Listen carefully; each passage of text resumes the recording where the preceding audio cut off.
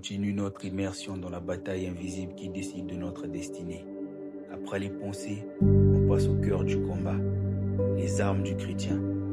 En s'appuyant sur 2 Corinthiens 10, versets 3 à 5, on décortique les outils spirituels capables de briser toutes les forteresses mentales. Pose-toi, ouvre ton cœur et prends l'avantage. Et Père, alors que nous allons partager ta parole ce matin, que ton esprit seul soit au contrôle et aux commandes de toutes choses.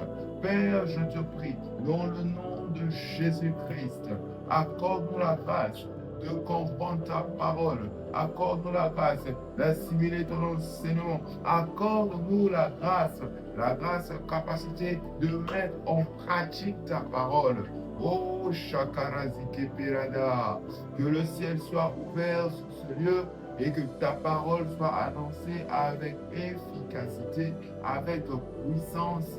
Père, je te supplie ce matin, je ne suis qu'un vase, je ne suis qu'un canal par lequel tu passes pour pouvoir parler à ton peuple, pour pouvoir instruire ton peuple. Et je prie, Papa, que ta grâce seule puisse s'exprimer encore une fois ce matin pendant ce culte. Utilise-moi pour parler à ton peuple avec puissance, avec efficacité. Alors que ta parole déclare que c'est ta parole qui transforme, c'est ta parole qui change. Père, par cette parole d'aujourd'hui, transforme et change une vie. Transforme et change une mentalité. Transforme et change, Père. Nous te supplions, accorde-nous la grâce d'être transformés. Accorde la grâce aux internautes d'être transformés. Que chacun qui sera au contact de cette parole soit réellement transformé dans son être, réellement transformé dans sa mentalité et transformé dans sa destinée. Père, je te supplie, que les destinées qui étaient à l'arrêt, que les destinées qui ont été muselées et enchaînées, que les destinées qui ont été stoppées, Père, que ces dernières soient déliées, soient libérées, soient ouvertes, soient relâchées. Père, les brasiketo, les baradia, par la puissance de ta parole, Père, transforme notre intelligence, transforme notre système de pensée, et par la transformation de notre système de pensée, que nos vies soient radicalement changées, que nos trajectoires soient radicalement alignées à ton plan. Père, nous te prions, emmène-nous dans une nouvelle dimension de la marche avec Christ, dans une nouvelle expérience de la marche avec Christ. Que toi seul sois aux commandes et au contrôle de toutes choses. Père, en ce dernier dimanche du premier semestre de l'année et du mois de juin, Père, nous te prions, accorde-nous la grâce de clôturer tout ce qui a trait au premier semestre, afin de vivre de juillet et d'expérimenter les bienfaits, les bontés, les grâces et les dons disponibles pour le deuxième semestre. Dans le nom de Jésus-Christ, qui nous salve. Nous avons ainsi prié. Nous disons Amen. Amen. Amen. Amen. Gloire soit rendue à Dieu. Bienvenue à TSR. Bienvenue dans cette église magnifique où Dieu est en train de bâtir des hommes et des femmes passionnés de lui et influents dans cette nation et dans toutes les sphères. Amen. Amen. Alors, aujourd'hui, nous allons poursuivre notre message. Nous avons commencé le dimanche dernier, à savoir la bataille invisible qui détermine ta destinée. La fameuse appellation combat spirituel. Ah! Amen. Amen. Et nous avons lu 2 Corinthiens 10, 3 à 5, que je vais lire. Car, quoique nous marchions dans la chair, nous ne combattons point selon la chair. En effet, nos armes de guerre ne sont pas charnelles, mais elles sont puissantes en Dieu, pour renverser les forteresses, pour détruire les raisonnements et toute hauteur qui s'élève contre la connaissance de Dieu, et pour amener toute pensée captive à l'obéissance de Christ. Amen. Amen. Amen. Amen. Nous avons introduit le dimanche passé, nous avons dit que le combat spirituel n'était pas d'abord un combat d'esprit, chasser les démons, mais c'était d'abord un combat de mentalité. Tout se passait d'abord dans la pensée. Le système de pensée que nous cultivons, c'est le système par lequel Satan passe pour détruire et pour éloigner de Dieu. Et Dieu passe par ce même système pour nous aligner à sa volonté. Amen. Amen. Et nous avons dit que le chrétien est engagé dans une guerre, c'est la guerre des pensées. Je ne vais pas encore rentrer dans ça. Pour faire, vous allez suivre la rediffusion du culte passé pour voir ce qui avait été dit. Au deuxième point, nous avons parlé des forteresses. Nous avons expliqué que les forteresses sont un système de pensée. À force de cultiver une pensée, on finit par en faire une forteresse. Et cette forteresse finit par nous tenir captives. Amen. Amen. Et aux côtés de cela, nous avons vu au troisième point que toute chute commence par une pensée acceptée. Il ne faut pas oublier le mot accepter. Toute pensée ne détermine pas ton ascension ou ta chute, mais c'est toute pensée acceptée. Ce sont les pensées que tu accueilles, que tu héberges, que tu nourris, qui finissent par déterminer le reste. Amen. Amen. Et nous avons aussi parlé du quatrième point. Le plus grand champ de bataille est l'identité. Nous avons parlé du fait que Satan combat notre identité, mais toujours par nos pensées. Parce que plus il combat nos pensées, plus il combat notre identité, plus il nous perd, il fait douter de nous, il fait douter du potentiel que Dieu a pour nous. Ce que Dieu a mis en nous, Satan le combat en te faisant douter de qui tu es. Amen. Amen.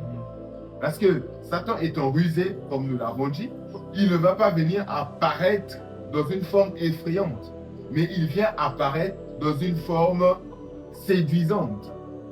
Amen. Amen. Aujourd'hui, les gens cherchent leur assurance, la confirmation de leur identité dans l'alcool, comme nous l'avons dit, dans le banditisme, le voyoutisme, l'impolitesse, le mensonge. Tout le monde fait parfois des choses. Et comme on disait à l'école, les deux élèves les plus remarquables dans une école, c'est l'élève le plus brillant et le plus toto. L'élève le plus calme et le plus turbulent. Ce sont les extrémistes, les extrémités qui se font distinguer. Les autres fondent dans la masse.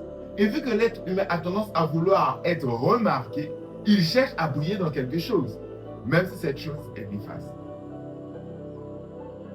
Amen. Et j'ai envie d'ajouter que dans le combat pour la destinée, Satan a plusieurs armes qu'il utilise. Il peut utiliser la famille. Tu es dans une famille où tout le temps tu es rabaissé. Tout le temps tu es critiqué. Tout le temps tu es condamné. Pourquoi? Il veut affecter la perception que tu as de toi. Il veut affecter l'image que tu te fais de toi. Amen. Et Satan savait toutes ces choses-là. Il sait que plus je vais attaquer son identité, plus je vais attaquer la perception qu'il a de lui, plus je vais le mettre en doute, il va commencer à chercher ses repères partout et n'importe où. Amen. Amen. En réalité, les gens cherchent leur identité là où ils ne devaient pas chercher. Dans les camps, dans les clans, dans l'argent, avoir beaucoup d'argent pour me faire un nom. Dans le pouvoir selon les hommes pour me faire un nom. Amen. Amen. C'est ça la perception que le monde a.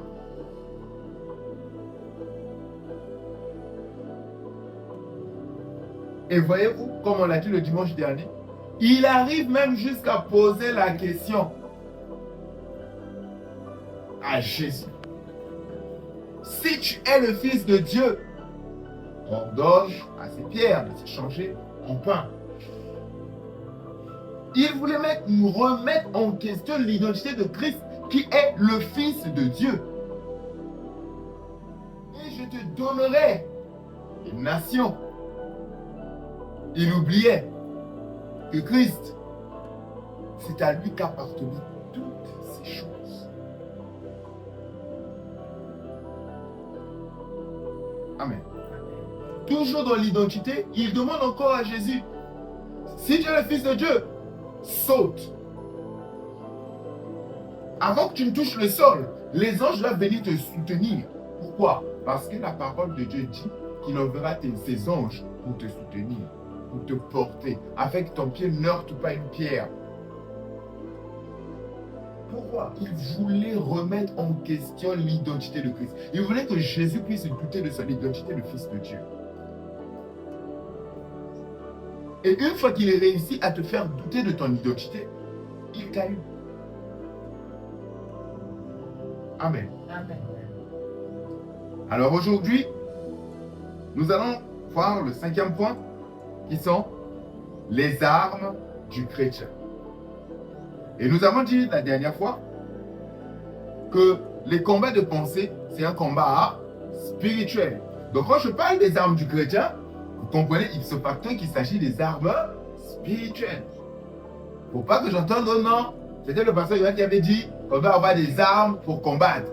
Voilà pourquoi j'étais parti me enregistrer au ministère de l'Intérieur pour qu'on me dote d'une arme. Ce sont des armes spirituelles. Ce n'est pas le pilon et le mortier pour que la nuit tu prennes les photos et tu commences à filer les photos. Non. Ça c'est de la magie. Nous ne sommes pas dans ça. Mais quelles sont donc les armes spirituelles que nous devons utiliser? Alors, Paul dit que nos armes sont puissantes par Dieu. Elles sont puissantes par qui? Si elles sont puissantes par Dieu, donc ce sont des armes qui nous proviennent de qui? Amen. Donc la chose que je dois déjà comprendre, c'est que les armes avec lesquelles tu vas opérer en tant que citoyen du royaume des cieux, ce sont les armes que Dieu t'a données. Et la première arme, c'est la parole de Dieu. Oh, que quelqu'un dise avec moi la parole de Dieu. La parole de Dieu. La parole de Dieu. La parole de Dieu. C'est quoi la parole de Dieu? Amen. Amen. Les gens vont me dire, la parole de Dieu, c'est la Bible. Est-ce que c'est faux? Pas du tout. La parole de Dieu, c'est bel et bien la Bible. Mais si la Bible est la parole de Dieu, pourquoi nous lisons la Bible, mais quand même, nos vies ne sont pas transformées par cette parole? Pourtant, la Bible elle-même dit que la parole de Dieu transforme. Mais moi, je lis la Bible. Mais pourquoi ma vie n'est pas transformée? Parce qu'il y a une différence entre lire la Bible et méditer la parole. La Bible nous révèle que la parole de Dieu est la nourriture de ton esprit. Ça veut dire que si tu n'as pas de relation avec la parole de Dieu, ton esprit ne mange pas. Donc, vous réalisez déjà par là combien de chrétiens sont chétifs, sont malades, sont yodos, sont des gringalés, minces comme ça. Même mon dos est plus gros. Ce sont des chrétiens. Ils tombent. Pourquoi? Parce que son esprit n'est pas nourri. Amen. Il suffit qu'il y ait un petit vent. Il tombe. Pourquoi? Il n'est pas nourri. Il n'a pas les vitamines spirituelles. Sa foi n'est pas nourrie. La foi est une vitamine spirituelle qu'on acquiert par la parole. Ah oui, oui. Le courage est une vitamine spirituelle qu'on acquiert par la parole. L'amour est une vitamine spirituelle qu'on acquiert par la parole. Amen. Amen. Amen. Mais le fruit de l'esprit, ce sont des choses que le Saint-Esprit télécharge en nous. Mais il ne le fait pas si tu n'as pas de relation avec la parole. Parce que c'est par la parole que Dieu nourrit, télécharge ces choses dans ton esprit. Amen. Amen. Donc, il faut que je médite la parole. Mais ça veut dire quoi méditer la parole? Quand tu manges la nourriture, vous savez que tu peux cuisiner la nourriture et ne pas manger la nourriture. Exemple, Steven. Amen. Amen. Il fait des plats délicieux et bien décorés, mais qui va les mettre sur la table du client. Tu peux lire la Bible, mais sans pour autant manger. Parce que tu es juste en train de cuisiner. Tu peux même arriver à la dimension de servir. Tu disposes de la table. Et ça, c'est le piège dans lequel souvent les responsables, les pasteurs, les anciens tombent souvent. C'est de faire la méditation biblique parce que tu vas aller enseigner ou prêcher. Tu ne fais pas une méditation biblique pour ta vie, mais tu fais une méditation biblique pour avoir quelque chose à dire aux âmes. Toi-même, entre-temps, tu n'as pas confronté cette parole à ta vie. Tu es le serveur dans le restaurant. Et tu n'auras aucune vitamine. Mais à partir de quel moment cette parole devient puissante? C'est quand je prends la parole, je l'utilise comme un miroir pour ma vie. C'est quand je confronte la parole de Dieu à ma vie. Parce que la Bible dit que la parole de Dieu est un miroir. Donc je viens me mirer. Quand on dit, vous êtes transformés, nous contemplons comme dans un miroir. Et nous sommes transformés de gloire en gloire. Vous voyez, il dit quoi? D'abord, tu commences par contempler comme dans un miroir. Quand tu regardes le miroir, tu vois qui? Bien. Tu vois qui? Ah. Ah, mon reflet, d'accord. Amen. Je commence par me voir moi. Et une fois que moi je me vois, je commence à voir, ah, ici j'ai une tache. Ah, j'ai mis le lait de beauté, il y a un peu qui est resté là. Ah, j'ai un peu de poussière. Hein. Je vais encore ajouter un peu de lait de beauté. Pourquoi? C'est parce que je me vois. Donc quand je lis la parole, je me mets devant la parole pour voir qu'est-ce que ma vie par rapport à la parole. La Bible va me dire, non, non, non, non, là c'est pas bon. Temporise, tu es trop colérique. La première arme pour vaincre l'influence du monde des ténèbres sur tes pensées, c'est la parole. Parce que la parole de Dieu va commencer à te dire ce que Dieu dit de toi. Lève-toi, vaillant héros. Je vais me dire, oui, Dieu parle à moi. Je ne vais pas dire, oui, cette parole, elle est bonne pour Ivan. Ça, le dimanche, quand je prêchais ça, Ivan sera touché. Non. Parce que sinon, ça serait une parole qui n'aura de la valeur que pour Ivan. Entre-temps, moi, les pensées d'échec, les pensées de médiocrité vont commencer à me bombarder. Amen. Amen. Tu dois méditer la parole de Dieu pour ta propre vie. Un rabbi. Pour ta propre vie. Une fois que toi tu es assis, tu prends maintenant cette parole que toi-même tu as accomplie, que tu as compris, qui t'a transformé. Tu commences à l'enseigner à quelqu'un. La Bible dit, vous serez mes témoins. Le témoin, c'est celui qui parle de ce qu'il a vécu. Amen. Amen. Dieu te dit, attache-toi à ma parole pour pouvoir avoir un renouvellement de ton intelligence. C'est avec la parole de Dieu. C'est avec la parole de Dieu. Je me nourris de ce que Dieu dit à mon sujet. Je me nourris de ce que Dieu dit à mon sujet. Dieu dit que je suis fils de Dieu. Donc je suis fils de Dieu. Même si ma famille m'a rejeté, Dieu m'a dit que je suis son fils. Même si les amis se moquent de moi, Dieu dit que je suis son fils. On m'a toujours appelé Toto. Toto. Toto.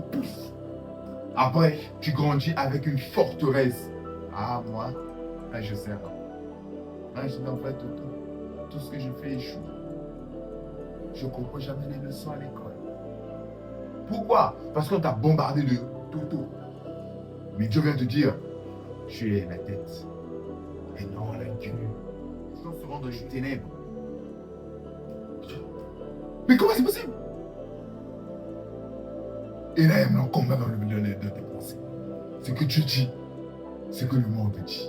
Ce que Dieu dit, ce que le monde dit. Amen. Amen.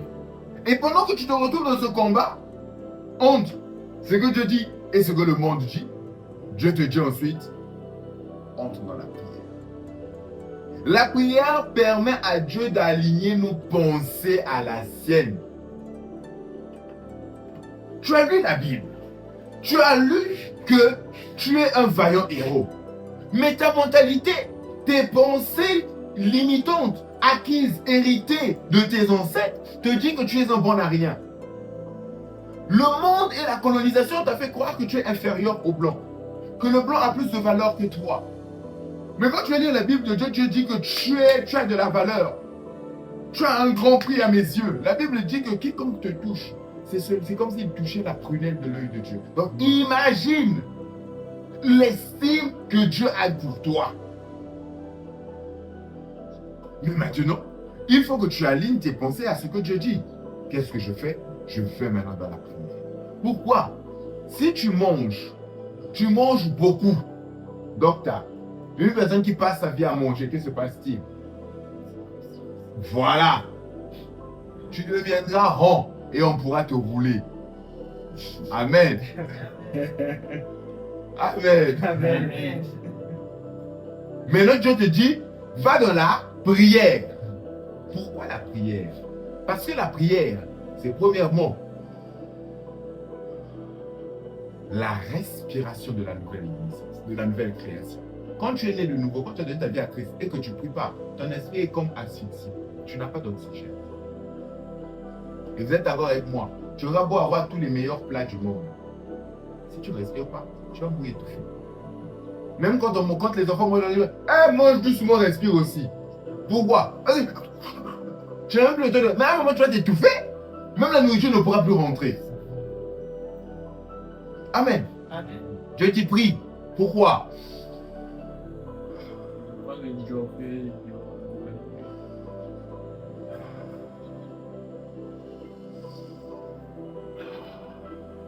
C'est important, hein?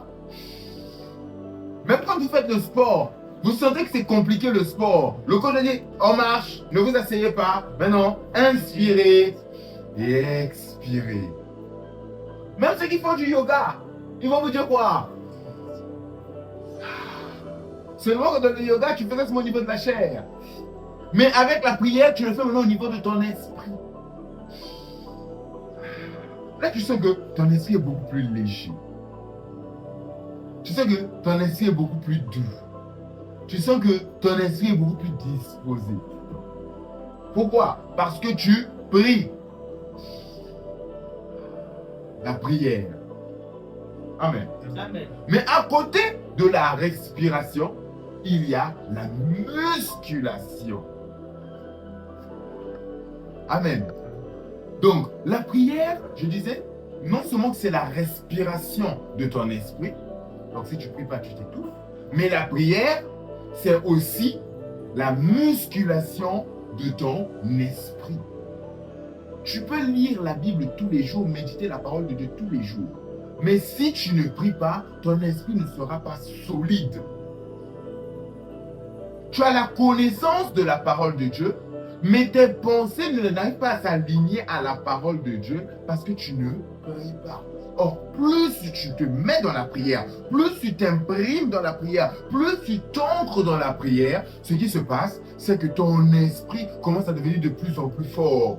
Quand on te dit, oh non, là-bas si tu vas, il y a un sorcier qui est là-bas, il y a une audace qui te prend. Mais comment ça? Parce que la parole de Dieu est rentrée et la prière est venue t'affermir. Je ne suis pas n'importe qui. Oh non, dans notre famille, on n'a pas le bac. Oui, je suis de cette famille par le sang, mais je suis en Christ par l'esprit. Et moi, je dépends de ce que Dieu dit de moi. Et il dit que je suis intouchable, je suis inébranlable, je suis inarrêtable. Donc, peu importe les limitations qu'on a dans notre quartier, peu importe les limitations qu'on a dans notre pays, moi je franchis les barrières. Amen. Moi je fais au-delà. Mais qu'est-ce qui te donne une telle audace? Parce que je suis un homme de prière.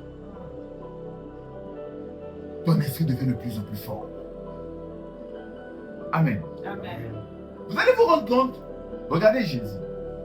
Je vais vous montrer maintenant l'ampleur de la prière. Qui connaît l'histoire de Jésus à marcher sur les eaux? Les apôtres étaient là-bas, on va se noyer et tout. Après, ils voyaient quelqu'un qui marche sur les eaux, kanga. Je dis, mais non, mais c'est un fantôme qu'on a de le voir. Jésus dit, non, ne vous inquiétez pas, c'est moi. Jésus dit quoi? Ne vous inquiétez pas, c'est moi. N'ayez pas peur, c'est moi. Amen. Amen. Et il y a un dans le bateau qui dit, oh Jésus, non, maître, si c'est toi, ordonne que moi aussi, je marche sur les eaux. Il a dit quoi? Si c'est toi, ordonne que moi aussi, je marche sur les eaux. Jésus lui dit, viens. Donc ça veut dire que Jésus lui a donné le top de marcher sur les eaux. Et lui, il fait quoi? Il descend et il se jette sur les eaux. Il n'y a pas que Jésus qui a marché sur les eaux. Pierre aussi a marché sur les eaux. C'est écrit dans la Bible. Amen. Amen. Et donc, il va commencer à marcher sur les eaux jusqu'au moment où il fera une vague. Il verra que l'eau est trouble. Les situations deviennent compliquées. Là, il perd la foi. La Bible dit que Pierre a dit, Maître, je coule. Maître, je me noie. Maître, je sombre. C'est après avoir dit qu'il a commencé à couler. Il n'a pas commencé à couler, ensuite il a parlé. Non, c'est quand il a dit, Maître, je coule, il a commencé à couler. Pourquoi? Il a pensé. Il avait reçu la parole, c'est ce que je vous disais. Tu peux méditer la parole de Dieu. Tu as la révélation de la parole de Dieu. Tu as maintenant besoin de la prière pour aligner tes pensées aux pensées de Dieu. Lui, il a eu la révélation de Jésus qui lui a dit, viens, donc marche sur les eaux, comme moi je le fais. Jésus ne voyait pas les mêmes vagues. Mais pourquoi Jésus est resté sur l'eau et lui, il a commencé à sombrer? Parce que Jésus avait passé 9 heures dans la présence de Dieu avant de venir marcher sur les eaux. Jésus a fait 9 heures de prière, c'est écrit dans la Bible. Il a fait 9 heures de prière avant de venir marcher sur les eaux. Pierre n'a pas prié. Il avait la parole de Dieu, mais il n'avait pas la consistance de l'esprit. Résultat, avec la parole de Dieu, il a voulu marcher, mais le manque de consistance dans son esprit, il était fragile. Je vous ai dit, ce sont les choses de l'esprit. Il était fragile, il n'était pas fort, il n'était pas musclé. Le moindre problème qui s'est présenté, il a perdu.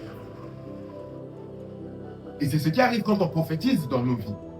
Ah, le prophète a prophétisé. Mais dès qu'une situation se présente, ah, le prophète a vous été en bague. Le prophète avait donné une parole. Mais toi, est-ce que tu t'es parti pris?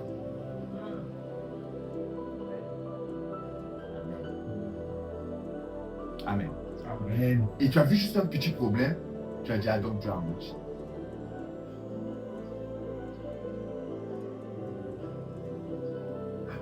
Amen. Donc, la deuxième arme, c'est la prière. La troisième, qui est une personne, la troisième arme dont tu as besoin pour vaincre tes pensées, pour aligner tes pensées, c'est le Saint-Esprit. Pourquoi le Saint-Esprit? Parce que la Bible dit que le Saint-Esprit, il convainc le cœur. Il corrige. Il oriente. Il t'anime. C'est par la vertu du Saint-Esprit que tu es convaincu du péché. Ça, c'est le péché. C'est le Saint-Esprit qui te convainc dans ton cœur que ça, c'est le péché. Avant que je faisais ça seulement, pourquoi aujourd'hui, ça me dérangeait? Parce que le Saint-Esprit vient de faire ce qu'on appelle convaincre du péché. Tu as lu la parole, tu as compris. Tu as prié, tu as eu la consistance dans ton esprit. Maintenant, le Saint-Esprit vient maintenant pour mettre le cachet. Ça fait que tu n'as plus seulement la connaissance. Tu n'as plus seulement l'information. Mais tu as maintenant la conviction. Je réexplique. Avec la parole de Dieu, tu captes la pensée de Dieu. Ok? Par la prière, tu alignes ta pensée à celle de Dieu. Comme ça, tu es maintenant au même niveau que Dieu. Mais avec le Saint-Esprit, il met maintenant en toi la conviction. Ça veut dire quoi? Une fois que tu as la pensée alignée à celle de Dieu, le Saint-Esprit vient maintenant scotcher. Il vient maintenant colmater. Pour toi, ce n'est plus une information, c'est devenu une conscience. Et tu vois, quand tu entres à l'étape de conscience, tu n'as plus besoin de réfléchir. Dites-moi, est-ce que Jésus priait 1000 heures pour une âme? Dans le sens où tu as vu, viens, on va prier. Il impose des mains. Prochain. Et Jésus faisait ça. Pourquoi? Parce que Jésus n'a fait pas seulement la connaissance. Jésus n'était pas seulement enfermé spirituellement, mais Jésus avait la conviction. Comment je le sais? Regardez la prière qu'il fait devant la tombe de Lazare. Il arrive devant la tombe de Lazare. Il dit, Père, je te rends grâce de ce que tu m'exauces toujours. Il a prié pour que Lazare se ressuscite. Il a dit quoi? Père, je te rends grâce parce que tu m'exauces toujours. Parce que pour lui, c'était écrit, c'était établi. Pour lui, ce n'était plus une information, ce n'était plus une simple connaissance, c'était une conviction que Dieu m'exauce toujours. Et il se tourne vers la tombe, il dit, Lazare, sors. Lazare s'est réveillé, il est sorti. Il n'a pas prié. Il y a des situations dans ta vie pour lesquelles tu pries parce que tu n'as pas encore la conscience. Quand tu es conscient de ton identité en Christ, il y a des choses, tu passes. On disait, quand j'étais beaucoup plus jeune, à vos âges, on disait souvent, même je aujourd'hui la pensée la continue, oh non, les jeunes du Congo, la jeunesse du Congo, c'est une jeunesse sacrifiée. Qui a déjà entendu ça? Moi, je disais, si vous, votre jeunesse est sacrifiée, la mienne, elle n'est pas sacrifiée. Oh non, au Congo, vraiment, tu ne peux pas t'épanouir, tu ne peux pas trouver le travail. Les gars, je n'ai jamais déposé mon CV. Voilà. Pourtant, j'ai toujours travaillé. Vous voyez, moi, partout où j'ai travaillé, et même là où je travaille en ce moment, ça n'a rien à voir. Oh, j'ai déposé le CV après, j'ai attendu qu'on m'appelle. Ça a toujours été quelqu'un que Dieu touchait comme ça, et ensuite on m'appelait. Ça a toujours été quelqu'un que Dieu touchait comme ça. Après on m'appelle. Ah, oui, il y a un poste ici, il faut venir. Je vais. Je vais. Parce que c'est comme ça que Dieu me fait grâce. Pourquoi? Moi, j'ai la conviction que mon Dieu pourvoit à tous mes besoins. Donc, Dieu sait que là, je savais à un moment de ma vie où j'ai besoin d'un emploi. Il m'a donné l'emploi. Amen. Amen. Amen. Le Saint-Esprit, tu as besoin de travailler avec le Saint-Esprit parce que c'est lui qui est ton conseiller. C'est lui qui te convainc de péché, de justice et de jugement. C'est lui qui te révèle les choses cachées. Là où le monde te méprise, c'est le Saint-Esprit qui va te dire, oh, papy, sois sûr. Tu as des problèmes. Regarde ce qu'il peut faire. Et tu dis, oh, wow. Tout est bien cet choix. Cet choix devient de la relation, de l'intimité que tu as avec le Saint-Esprit. Aujourd'hui, le Saint-Esprit, on l'a relayé au second plan dans l'Église. Aujourd'hui, les églises utilisent le Saint-Esprit comme le feu. Le Saint-Esprit est un feu. Le Saint-Esprit est un l'eau. Le Saint-Esprit est une puissance. Non. Le Saint-Esprit est une personne. La Bible parle de la Trinité. Il y a le Père, il y a la parole, il y a l'Esprit. Et les trois forment la Trinité de Dieu. C'est Dieu révélé aux trois facettes. Donc le Saint-Esprit, ce n'est pas une colombe, un oiseau qui tombe du ciel. Non. Le Saint-Esprit est une personne. Mais le Saint-Esprit, lui, tu peux l'attrister. Tu peux l'attrister quand tu le remets en question.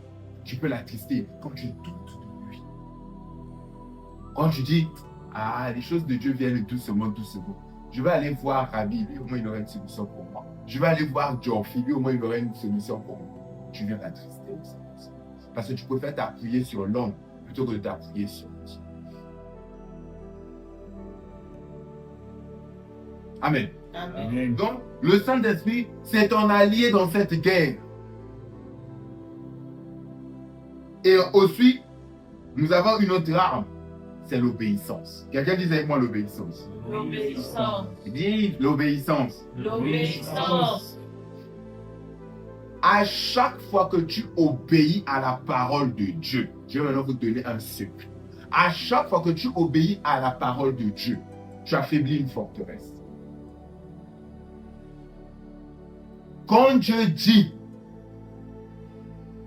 de te conserver pur, à chaque fois que tu dis non à une fille ou à un garçon, toi tu es déjà marié. Mais pour les internautes, il y a des filles qui défient sûrement sur Internet. À chaque fois que tu dis non à cet homme-là qui vient là, à chaque fois que tu dis non à cette fille-là qui vient là, tu es en train d'affaiblir la forteresse de la fornication dans ta vie. Oh non, moi, je ne peux pas m'en passer. Mon frère, commence à obéir à la parole de Dieu. Tu vas voir que tu pourras t'en passer. Oh non, la fidélité. Une seule fille. Attends. Là, je parle au mari, comme moi-même. Oui. Amen. Oui, c'est possible d'être avec une seule femme et d'être épanoui. C'est même bien. Les gars, vous ne savez pas comment c'est merveilleux, c'est doux d'avoir une seule femme. Tu n'as pas de maux de tête. Tu es libre. Tu peux te promener partout. Voilà pourquoi je n'ai pas de problème. Ma femme peut rester avec mes téléphones. Ça ne me dérange pas parce que je sais qu'il y aura pas un appel bizarre. Mais toi, tu es obligé d'être. Même quand tu as la douche, le téléphone sort, voilà pour le revenir avec la serviette. Mon téléphone. Pourquoi? Parce que tu ne veux pas que les secrets soient découverts. Chaque jour, tu changes le mot de base. Amen. Amen. Ouais, on est jeunes, on se connaît. Bagala Jakouba. C'est ça. On est fort. On veut s'accomplir dans ça. Mais non. Plus tu diras non aux œuvres de la chair, plus tu affaibliras cette forteresse.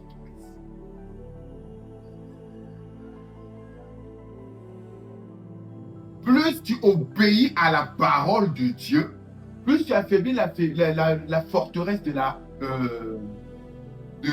l'incrédulité. L'incrédulité, c'est le fait de douter de la parole. Ok? Mais plus tu dis, je vais le faire. Quand on te dit, ne fais pas ça, je vais le faire. Plutôt, ne fais pas ça, d'accord, je ne le ferai pas. Va là-bas, je vais. Prie, je prie. Au fur et à mesure, ça deviendra normal pour toi d'obéir à Dieu. Et tout ce qui t'empêche de suivre Dieu, tu vas voir au fur et à mesure, tu vas commencer à lâcher ça. Vous voyez que la guerre se passe dans ton esprit. Vous voyez que la guerre se passe dans tes pensées. Là, on n'est pas en train de chasser la voix des démons. Hein. Jusque-là, on n'a pas parlé de chasser les démons. Mais Dieu parle de traiter tes pensées. Oui? Je peux te dire un truc. Oui, vas-y. En fait, je me rends compte par rapport à ce que vous dites actuellement, et il y a une vérité. Parce qu'il n'y a pas très longtemps, j'étais plus dans l'alcool. J'ai besoin d'alcool, je bois de l'alcool. Mais lorsque j'ai commencé à dire non, les choses ont commencé à changer. Et aujourd'hui, aucune goutte d'alcool ne traverse mon estomac aujourd'hui. Gloire à Dieu, on peut acclamer le Seigneur pour ta vie. Donc, c'est une façon d'effectivement attester, effectivement, et en fait, donner un petit témoignage par rapport à ce que vous avez dit, et c'est exactement ce qui se passe. Et voilà, c'est un peu ça. Ok. Amen. Amen. Là, nous avons un témoignage d'un jeune comme nous qui était dans l'alcool. Bon, moi, je ne peux pas témoigner sur l'alcool parce que moi, je n'ai jamais dit l'alcool. Je n'ai jamais vu l'alcool, je n'ai jamais compris comment les gens aimaient l'alcool. C'est sûrement amer et pas bon. Du coup, je ne sais pas tout ce que les gens cherchent. Mais bon, bref, lui, au moins, il était dans ça. Il vous donne son témoignage. Amen. Ça veut dire que ce qui t'accable, toi, dans ta vie, aujourd'hui, là, tu peux décider, par la grâce de Dieu, aujourd'hui, j'arrête. Ça ne veut pas dire que les pensées ne vont pas venir. Ça ne veut pas dire que les envies ne vont pas venir. L'envie va venir. Les pensées vont venir. Mais toi, qu'est-ce que tu fais? Non. Non. Non. je ne veux pas. Et plus tu diras non, plus cette forteresse va commencer à s'affaiblir. Plus cette forteresse va perdre puissance. Jusqu'au jour où tu vas te rendre compte que, mais au fait, moi je faisais plus ça. Moi je fais plus ça. Mais au fait, c'est quoi la dernière fois que j'ai dit ça? C'est quoi la dernière fois que j'ai parlé comme ça? Amen. Amen. Quelqu'un me dise un bon amen. Amen. Quelqu'un me dise un bon amen. Amen. Alors, dans le passage que nous avons lu, on a dit garder captifs nos pensées. Ça veut dire quoi garder captifs? Ça veut dire capturer les pensées. Image. C'est capturer les pensées. Paul termine en disant nous amenons toute pensée captive à l'obéissance de Christ. Et souvent on lit ces passages bibliques, mais on ne comprend pas ce que ça veut dire. Ça c'est toi. Ok? Le policier là c'est toi. Celui qui est en face du policier sur lequel on a mis la lumière là. Ce sont tes pensées. C'est quoi? Tu gardes cette pensée captif à l'obéissance à la parole de Dieu. La parole de Dieu, c'est cette lumière. Donc, chaque pensée qui traverse ton esprit, tu le confrontes à la lumière. Tu dois confronter chaque pensée qui traverse ton esprit à la lumière de la parole. Est-ce que cette pensée, ça lie? Avant d'appliquer, commence par mettre cette pensée à la lumière de la parole. Est-ce que c'est conforme à la parole de Dieu? Amen. Amen. Et chaque pensée doit être interrogée. Cette pensée vient-elle de Dieu? Est-elle conforme à la Bible? Produit-elle la foi ou la peur? La pensée que j'ai, est-ce qu'elle produit en moi la foi ou elle produit en moi la peur? Est-ce que plus cette pensée monte, ça me fait peur? Ça veut dire que ce n'est pas Dieu.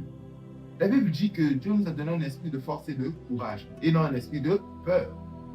Donc toute pensée qui suscite en moi de la peur, ce n'est pas une pensée de Dieu. Amen. Amen. Produit-elle la paix? Est-ce que cette pensée produit en moi la paix ou elle produit en moi la confusion? Elle produit en moi le trouble. Elle m'enlève la paix. Je suis maintenant dans l'inquiétude. À la lumière de la parole.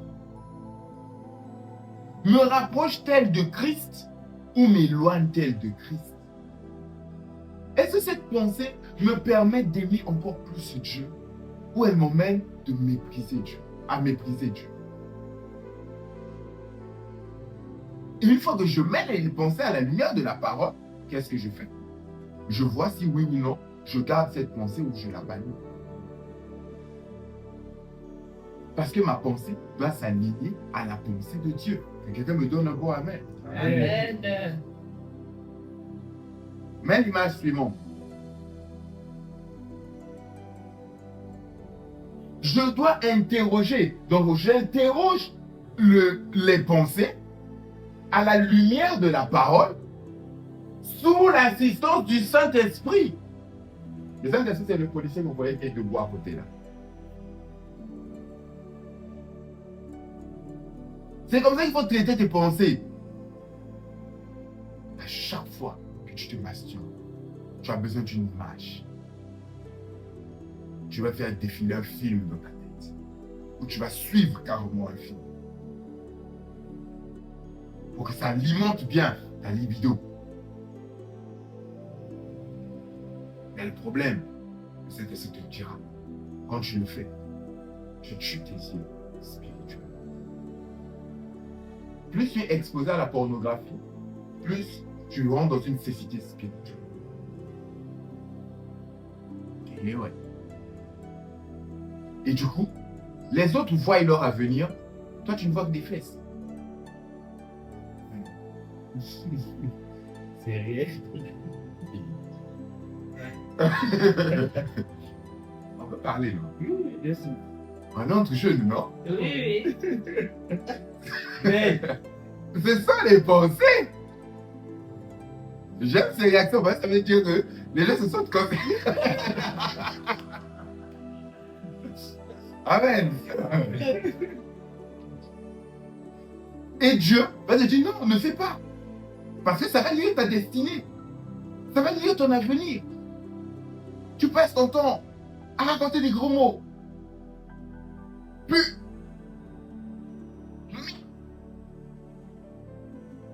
Mais pourquoi tant de gros mots? Tu es en train de polluer ta bouche. Et tu auras une bouche acide, une bouche toxique. Toujours dans les insultes.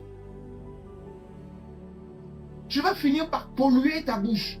Et là où tu devais te tenir devant les peuples, et Satan sait ces choses. Du coup, qu'est-ce qu'il fait? Il va t'emmener à polluer le don que Dieu t'a donné. Si toi, ton don est dans ta bouche, Satan va s'assurer à ce que ta bouche soit polluée. Ainsi, quand tu vas te retrouver devant les gens, ce qui va se passer, c'est que tu parles, mais les gens ne t'écoutent pas. Tu parles, mais les gens ne te gèrent. Tu parles, mais les gens ne font pas attention à toi. Pourquoi? Ta bouche a été polluée. Pourquoi quand tu parles, on l'écoute? Moi, quand je parle, on ne m'écoute pas. Ta bouche a été polluée. C'est pourquoi Dieu te dit, garde ta bouche. Arrête de dire n'importe quoi. Parce que de la même bouche, de la même source, ne peut pas sortir une eau pure et une eau impure. Mais de ta bouche, tu fais sortir des paroles impures. Comment veux-tu que des paroles pures sortent de ta bouche? Tes oreilles, à quoi tu exposes tes oreilles? Mec, la meuf, là. Mec, tu sais la boule. Mec, tu sais la tue. Tu sais, ah, mais hier, on avait fait une teuf. C'est bien. C'est bien. La Bible dit, tout ça, c'est bien. Mais est-ce que ça te sera utile dans ta destinée? La Bible dit que tu es libre de faire. Mais sache qu'il y a un jour pour le juger. Et le jugement, ça va commencer sur cette terre pendant que tu es encore vivant. Au moment où tu voudrais maintenant entendre Dieu, tu n'arrives plus à entendre Dieu. Même les ancêtres qui disent, oh non, il faut parfois prendre du temps, écouter ton esprit. Oui, même ton esprit, tu ne pourras plus l'écouter parce que tes oreilles sont trop polluées. En fait, tout ce qui a trait au spirituel, tu ne pourras pas écouter. Voilà pourquoi les gens disent souvent, ah, les enfants ont une facilité d'entendre les choses, c'est parce qu'ils ne sont pas encore souillés.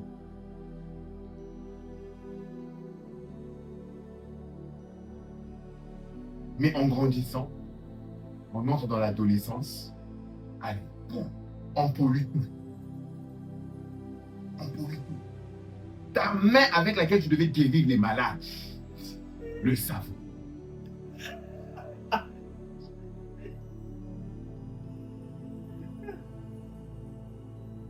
Et du coup, tu as du mal pour guérir les malades.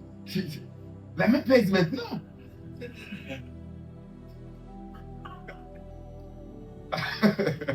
Amen. Ouais, plus ça rit, plus ça rentre. C'est que j'aime avec la... On n'enjolive pas la parole et tout.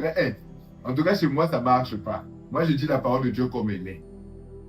Je ne veux pas prêcher pour te flatter.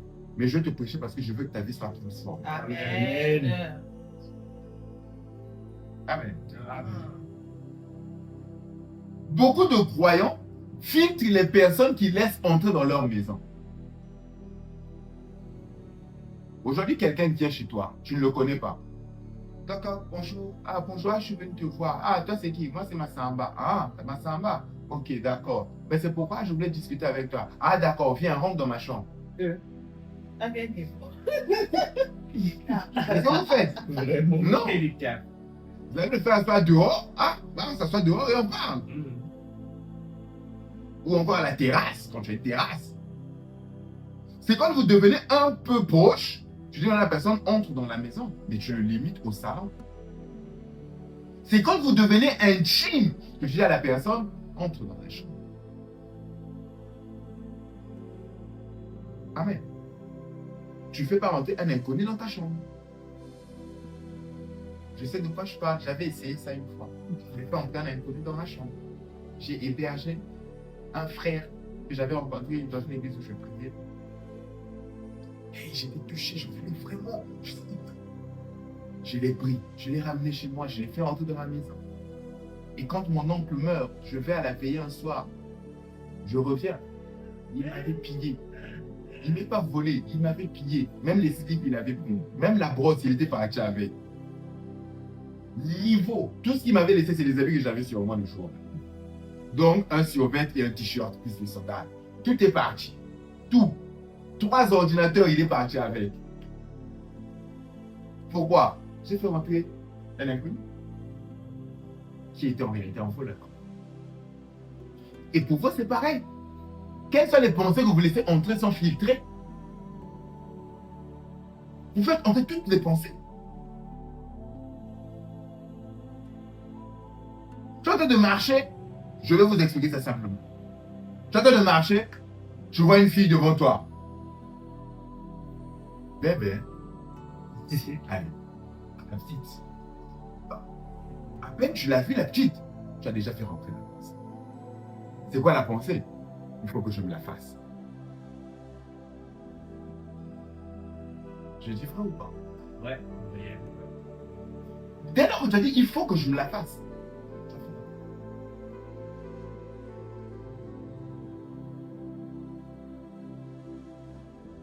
Voilà, c'est toi-même qui fais rentrer les pensées là. Parce que c'est une pensée qui arrive. C'est pas comme ça d'attacher les fils et puis on te fait faire. Non, c'est toi-même qui as fait rentrer la pensée. Il faut, là, fais examiner la pensée. Est-ce que cette pensée est conforme à la pensée de Dieu? Ah, la fille là m'attire. Hein? Je dois l'éviter. Je ne veux plus faire la route là, je veux nous faire l'autre route là. Jésus a dit, si ton œil est une occasion de chute pour toi, qu'est-ce que tu fais? Arrache. Il ne dit pas de mettre les lunettes fumées, il dit arrache. Ça sera bon. Vaut mieux que tu manques d'un œil et que tu rentres aux cieux que d'avoir les 2 yeux finis en enfer.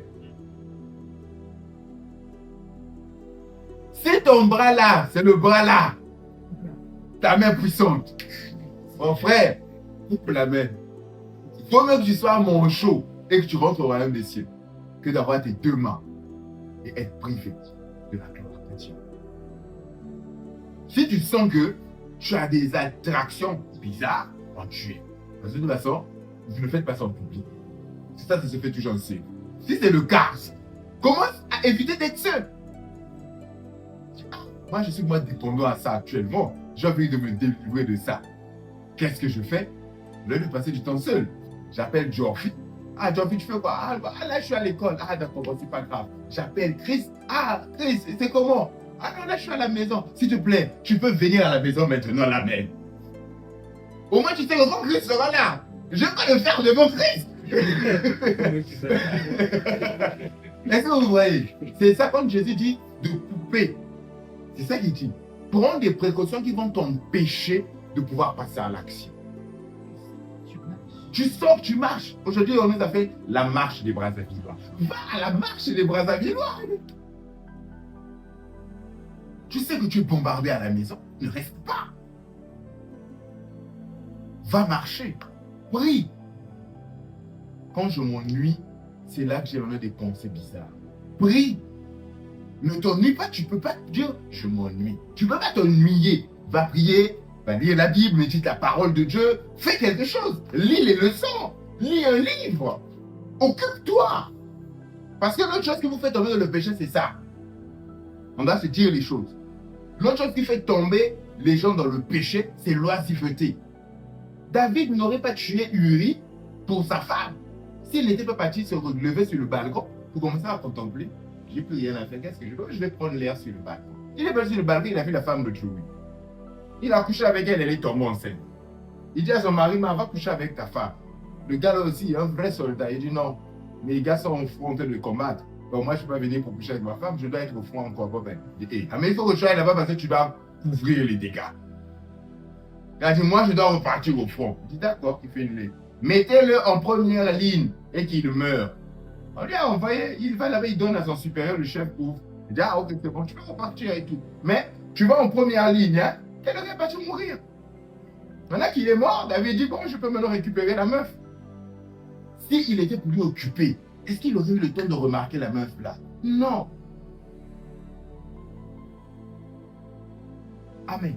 Amen. Ah, la Bible est merveilleuse. Donc, ne laisse pas entrer, image suivante, ne laisse pas entrer chaque pensée dans ton esprit. Il y a des pensées que tu dois dire, stop, je n'entre pas. Amen. Amen. À chaque fois que tu veux faire quelque chose, pose-toi la question, si je vais raconter ça à mon père, sera-t-il fier de moi ou pas? À chaque fois que tu veux faire quelque chose, pose-toi la question, dimanche je vais raconter cette anecdote aux autres frères de l'église. Après, toi-même tu vas te poser la question, est-ce que je pourrais? Et c'est là où toi-même tu vas même voir, même rien que là, quand tu commences ce mot-là, toi tu vas voir, non, ça veut dire que ça c'est pas bon. Tout ce que tu as honte, je ne vais pas aller dire à mes frères. Et puis quel type de frère aussi, hein? Je viens dire à l'église, hein? Parce que si c'est un pervers comme toi aussi, vous allez fermer un vrai clan. Amen. Amen. Vous allez former un clan. Ça va être le club des. Mais c'est la même chose. Les trucs, oh non. Ah, tiens, là, je me lance sur Internet. Hein. Je vais faire ma recherche. Ouais, je ne veux pas dire certaines choses. Amen. Amen. Donc, Paul te demande d'arrêter chaque pensée qui te traverse, mais depuis la porte. Alors, lorsqu'une pensée arrive, par exemple, je suis incapable, il faut avoir des réponses types. Tu connais les pensées qui te traversent. Tu connais les pensées qui t'accablent. Prends maintenant l'habitude d'écrire tes pensées. Par exemple, lorsque tu as une pensée qui te dit « je suis incapable », tu peux mettre une réponse à côté. Une réponse par rapport à ce que dit la parole de Dieu. Je puis tout par Christ qui me fortifie. Donc quand la pensée de l'incapacité vient, tu penses à Christ qui est ta force. Tu dis, oh, à lui, rien n'est impossible. Donc si je suis avec lui, rien ne m'est impossible. Donc je suis capable. Amen. C'est comme ça qu'on étudie les pensées. Tu confrontes la pensée du monde à la pensée de Dieu. Mais pour que tu aies la pensée de Dieu, vous êtes d'accord avec moi qu'il faut que tu médites la Bible. Amen. Amen. La pensée, Dieu m'a abandonné. Ah, Dieu m'a abandonné. Moi, là, est-ce que Dieu est avec moi? Tu vas dans la parole, que dit la parole. Jusqu'à la fin du monde. Si Jésus a dit que sera avec moi, toi, tout te vient la pensée que Dieu t'a abandonné. Amen. Amen. Une autre pensée, je ne serai jamais libre de mes péchés. Ah, moi, le péché, ça fait trop longtemps. J'avais commencé ça depuis que j'avais 12 ans. Maintenant, j'ai 22 ans. C'est 10 ans. Jamais. La Bible dit, si le Fils vous affranchit, vous serez réellement libre. Ah, si le Fils m'a affranchi, c'est que je serai réellement libre. Mais vivre dans le péché, c'est être esclave du péché. Mais si Jésus a dit que je serai libre, c'est que je serai libre du péché. Ah non. Donc, peu importe la durée du péché dans ma vie, le péché peut partir. Parce que je vais le mettre dehors par la grâce de Dieu. Amen. Amen. Une autre pensée, personne ne m'aime. Et cette pensée, c'est cette pensée qui fait beaucoup de ravages. C'est parce que les gens croient que personne ne les aime, que vous allez les voir rejoindre des gangs. C'est parce qu'une fille, ma soeur, toi qui m'écoutes, c'est parce que je te dis que personne ne t'aime. Que quand Rigobert vient, oui, demain il te dit, je finis avec toi. Albert vient, oui. Pourquoi? Parce que tu recherches l'amour d'un homme. Mais laisse-moi te dire que la Bible dit, Dieu a tant aimé le monde, malgré tes défauts, Dieu t'a aimé. Malgré tes faiblesses, Dieu t'a aimé. Il t'a tellement aimé qu'il a donné ce qu'il avait de plus précieux, son Fils unique. Alors, face à un tel sacrifice, comment peux-tu penser que personne ne t'aime? Les humains ne t'aiment pas, d'accord, mais Dieu, lui, il t'aime. Et c'est l'amour dont tu as besoin. Parce que rien qu'avec Dieu, tu es un collectif où même tout le monde réuni face à toi ne peut venir.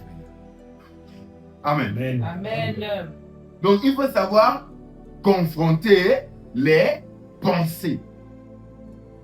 Amen.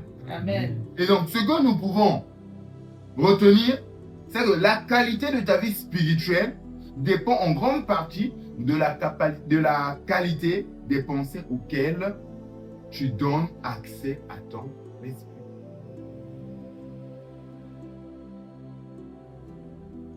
Ta vie spirituelle, ta marche spirituelle est déterminée par la qualité de pensée que tu laisses et prendre place. C'est pas ce que les parents ont dit, c'est pas ce que les amis ont dit, c'est pas parce qu'on t'avait maudit, non. Mais c'est quand tu acceptes, ah, moi on m'avait maudit, c'est là que la malédiction là commence à quitter. Parce que quand tu es en Christ, aucune malédiction n'a été faite. Donc quand tu es dans le monde, oui, les malédictions vont même bien t'atteindre. Mais quand tu es en Christ, c'est toi qui dis, je laisse passer ça, je verrouille ça. Amen. Amen. Le diable cherche à construire des forteresses dans ton intelligence, tandis que Dieu cherche à établir son royaume dans ton intelligence. Le diable veut te mettre des forteresses, te mettre des limites, te bloquer, t'arrêter, faire de toi un prisonnier. Mais Dieu, lui, il veut établir le royaume. Il veut que tu comprennes que tu n'es pas n'importe qui, que tu es un roi. Dieu est le roi des rois. Mais des rois, là, c'est qui? C'est toi et moi. Et non, il est le roi des rois. Donc, les rois, là, c'est les rois de ce monde, c'est les sacres. Non. C'est nous, ses fils. Nous sommes des rois qu'il a envoyés. Tu es un ambassadeur sur cette terre. Quand on ne te montre pas, tu es venu accompagner personne. Amen. Alors, tu crois en ça? Tu crois pas en ça? Là, tu es venu accompagner les gens. Ah, d'accord. Je repose ma question. Tu es un roi sur cette terre. Tu crois en ça? Ah, ok. Ça me rassure. Non, là, on avait déjà commencé là. Tout de suite, là, je commençais déjà. Amen. Amen. Celui qui contrôle tes pensées finit par influencer tes décisions.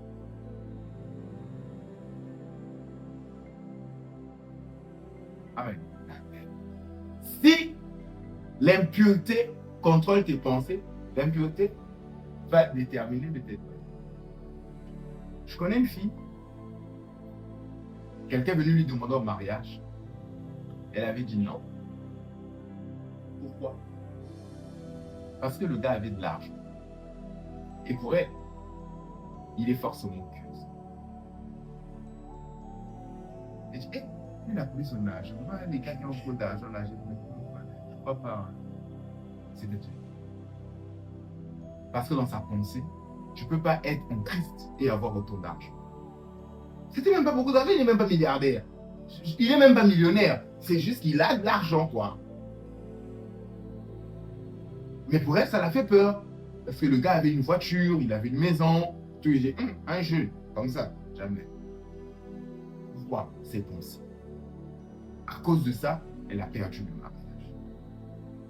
Après, vous allez le retrouver dans le programme de prière. C'est bien le mariage, le mariage. Mais j'ai envoyé le gars. Amen. Pourquoi? Les pensées. Mais il faut déposer les CV. Vous faites les recherches d'emploi. Vous venez là, vous avez fini vos études. Je vais voir où est-ce que vous allez déposer vos CV. Ah, vous allez déposer vos CV. Ah, il y a un petit truc que je voyais dans le carrefour. Pourquoi est là? Oh non, mais la SNPC. Moi, je n'ai pas les connexions pour aller à la SNPC. Comment je vais aller déposer là-bas? C'est-à-dire? C'est-à-dire? Pourquoi? Les pensées. Tes pensées te disent déjà, non, là-bas, tu ne pourras pas, laisser tomber. Là-bas, il faut avoir les roues là.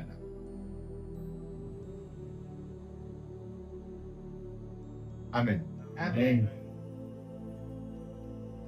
Et si tes décisions sont influencées par tes pensées, c'est que tes décisions finissent par tracer ta destinée. Donc tu comprends que celui qui contrôle tes pensées contrôle ta destinée. Je ne sais pas si je me fais comprendre. Tes pensées influencent tes décisions. Tes décisions déterminent ta destinée. Ça veut dire que celui qui contrôle tes pensées contrôle ta destinée.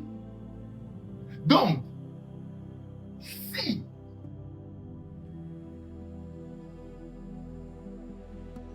je vais changer de limite. Si l'alcool détermine tes décisions, c'est que l'alcool déterminera ta destinée. Mais demain, tu vas travailler. Ouais, buvons aujourd'hui car demain. Et tu te saoules, tu deviens peinté. Tu rentres chez toi, tu t'es arrêté au mi-chemin, tu es parti dormir dans un caniveau. Tu te réveilles à 8 heures, tu te rends compte que tu avais un rendez-vous très important, tu as perdu un marché, 1 milliard est parti à l'eau. Tu viens de foutre la merde dans ta vie. Tu viens de tuer ta crédibilité. Et on va demander, mais il avait bu. Il était parti finir dans un caniveau. Je ne veux pas faire affaire avec lui. Quelqu'un d'autre venait lui dire, mais le gars là, j'aimerais faire affaire. Il dit, non, laisse tomber, c'est un cuveur. Il peut prendre l'argent du contrat. En route, il se saoule, il oublie qu'il a l'argent du contrat et on vole l'argent. Et toi, tu ne comprends pas, les gros marchés ne te viennent jamais. Pourquoi? L'alcool avait détruit ta réputation. Vous voyez pourquoi Dieu vous aime? La malédiction est rentrée dans le monde à cause de Noé. C'est à cause d'Adam. Non, c'est à cause de Noé. Quand Adam a mangé le fruit, Dieu a maudit la terre. Il a dit, la terre sera maudite. Il n'a jamais dit qu'Adam est maudit, qu'Ève est maudit. C'est Noé qui a maudit son fils. Donc la malédiction est rentrée dans l'humanité par Noé qui a maudit son fils. Dieu n'a jamais maudit l'homme.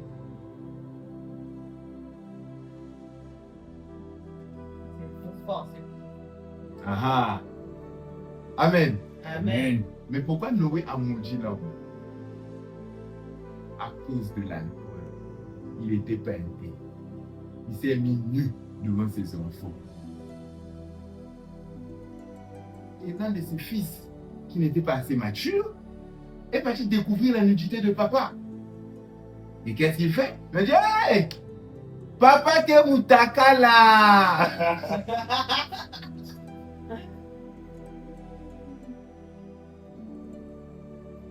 Et quand il revient à lui, on lui dit, ah! Mais toi tu as bu, tu t'es déshabillé.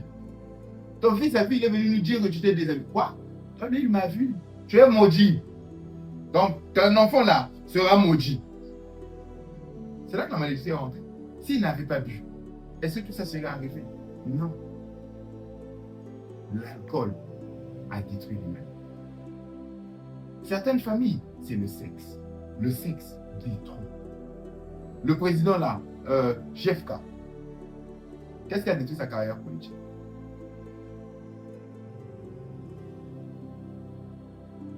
Ah, vous n'avez pas entendu parler de ce scandale? C'est le sexe. Je vous ai parlé de cet homme de Dieu qui était parti dans une chambre d'hôtel avec une fille. À peine il fait rentrer sa quéquette, il voit les barrières qui le protégeaient. Il a une vision. Donc tu vois, non, tu prends la fille là, tu mènes à l'hôtel. Dès que tu commences, tu as une vision. Dieu lui-même, il t'ouvre les yeux pour que tu vois ce qui vient de se passer. Quand il marchait, il avait une muraille qui le protégeait. Ça fait que les démons ne l'atteignaient jamais. Mais dès qu'il a couché avec cette fille, les murailles là sont tombées. Les démons se sont acharnés sur lui. Toutes ces affaires sont tombées. Même son église est tombée. Pourquoi? Le sexe. Pourquoi? La pensée. Fais. Amen. Amen. Donc, celui qui contrôle tes pensées va façonner ta destinée. Voilà pourquoi Paul nous rappelle à renverser les forteresses, à jeter les mensonges et à soumettre chaque pensée à l'autorité de Christ. l'image qu'on a vue avant. Non, avant. Voilà. Amen. Amen. La victoire d'un citoyen du royaume des cieux ne commence pas lorsqu'il change ses circonstances, mais plutôt lorsqu'il laisse Christ régner sur ses pensées. Oui, je peux te donner 1 milliard aujourd'hui. Ça dit vie bondie. Mais c'est pas ça. Si tes pensées sont toujours polluées, si tu es marqué par un esprit de pauvreté, je t'assure, tu vas acheter Lamborghini ou Range Rover, Rolls-Royce, Fantôme. Tu vas prendre la plus grande villa du centre-ville qui est payée à 1 million le mois et tout.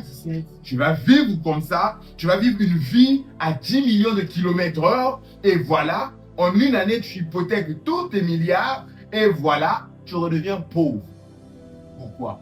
Parce que tu as changé ta circonstance au niveau naturel sans avoir commencé par traiter tes pensées. C'est pourquoi la majorité des gens que vous voyez qui gagnent le loto ne prospèrent pas. Les jeunes là qui gagnent l'argent Congo Bet, ceux qui gagnent l'argent Congo Bet, ils perdent leur argent. Les plaisirs de la vie. Et si vous le regardez de près, l'argent qu'il a gagné dans Congo Bet, il va encore le perdre dans Congo Bet.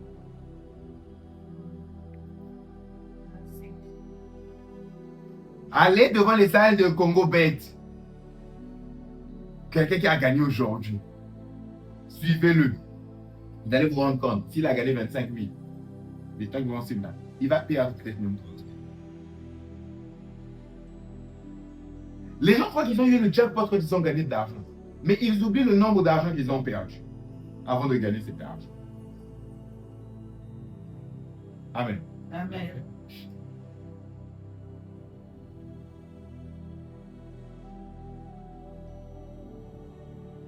C'est pourquoi le plus important, c'est de laisser Christ régner sur tes pensées. Le plus important, c'est de laisser Christ régner sur tes pensées. Seigneur, viens régner sur ma pensée. Seigneur, viens prendre le contrôle de ma pensée. Seigneur, non pas moi, mais toi. Non pas ma volonté, mais ta volonté. Non pas mes plans, mais tes plans. Non pas ma vision, mais ta vision. Amen. Amen. Quelqu'un a été béni par ce message. Amen. Tu vas donc élever ta voix alors que tu as écouté la parole de Dieu. Prier à Dieu, prier, c'est parler à Dieu. Donc tu n'as pas besoin des phrases super matsitripa parfaites. Parle avec ton fils. Parle avec ton lai.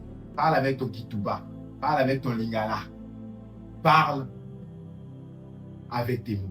Dis Seigneur, j'ai écouté ta parole. Et à partir d'aujourd'hui, je veux te consacrer mes pensées.